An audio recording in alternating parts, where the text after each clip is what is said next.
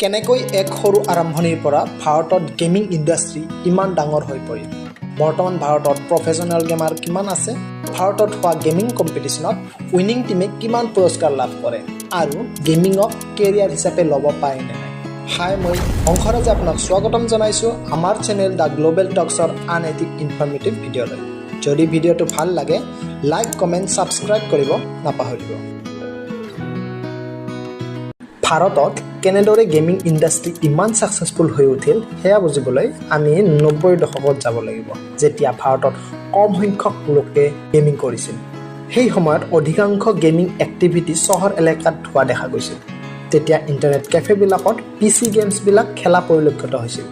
সেই সময়ত multiplayer land game যেনে কাউণ্টাৰ ষ্ট্ৰাইক আৰু এজ অফ এম্পায়াৰৰ দৰে গেম বেছি প্ৰচলিত আছিল। কিন্তু 20ৰ দশকৰ শেষৰ ফালে আৰু 2010ৰ আৰম্ভণিত ভাৰতত স্মাৰ্টফোন আৰু ইণ্টাৰনেটৰ দ্ৰুতগতিত বৃদ্ধিৰ ফলত গেমৰ প্ৰতি মানুহৰ আগ্ৰহ বৃদ্ধি হয়। 4G আৰু সস্তীয়া ইণ্টাৰনেট পেকৰ লগে লগে মোবাইল গেমে দেশত খলকনি সৃষ্টি কৰিলে। বিশেষকৈ জিঅ'ৰ ৰেভলিউচনৰ ফলত হাতে হাতে স্মাৰ্টফোন আৰু ইণ্টাৰনেটৰ ব্যৱহাৰ বৃদ্ধি হ'ল। লগতে বৃদ্ধি হ'ল নৱপ্ৰজন্মৰ গেমিঙৰ প্ৰতি থকা আগ্ৰহ। সাবৱে সাৰ্ফেচেছ আৰু ক্লেছ অফ ক্লেনৰ নিচিনা গেম লাখ লাখ মানুহে ডাউনলোড কৰি খেলিব আৰম্ভ কৰিলে। কিন্তু আগৰ সকলোবোৰ সংখ্যা সলনি কৰে 2018 চনত মুক্তি পোৱা এটা মোবাইল গেম, এইটো হৈছে PUBG মোবাইল। 2018 চনত মুক্তি পোৱা PUBG মোবাইল কেৱল এটা গেম নাছিল। এই গেমটোৱে এক আলোড়নৰ সৃষ্টি কৰিছিল।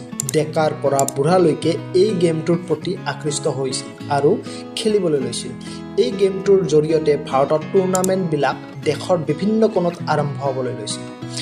ড্ৰিমহেক, ESL আৰু নৰ্থউইং গেমিঙৰ দৰে ডাঙৰ প্ৰতিষ্ঠানসমূহে বিভিন্ন টুৰ্ণামেণ্ট আয়োজন কৰিবলৈ লৈছিল আৰু তাৰ ফলত হাজাৰ হাজাৰ প্লেয়াৰে পাৰ্টিচিপেট কৰিবলৈ লৈছিল।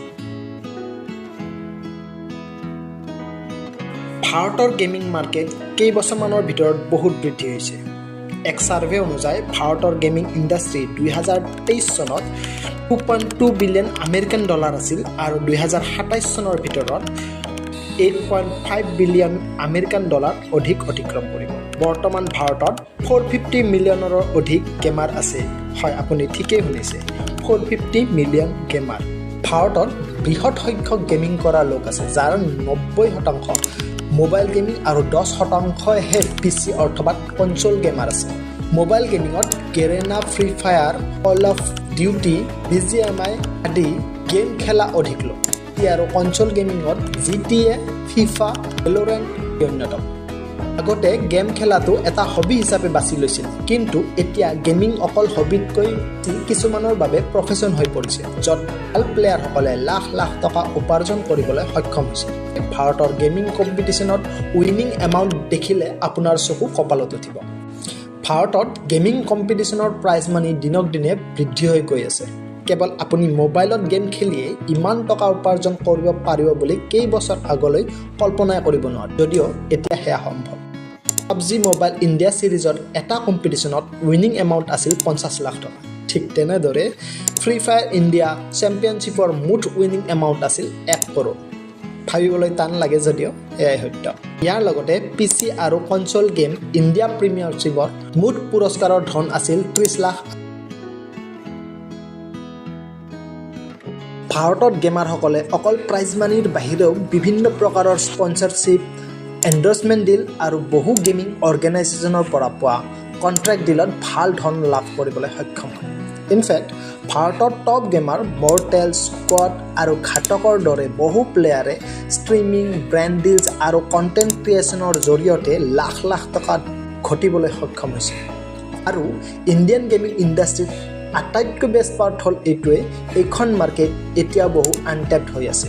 অৰ্থাৎ আগন্তুক দিনত বহু ভাল গেমাৰ এই গেমিং ইণ্ডাষ্ট্ৰীত নিজক প্ৰতিস্থাপন কৰিবলৈ সক্ষম হ'ব।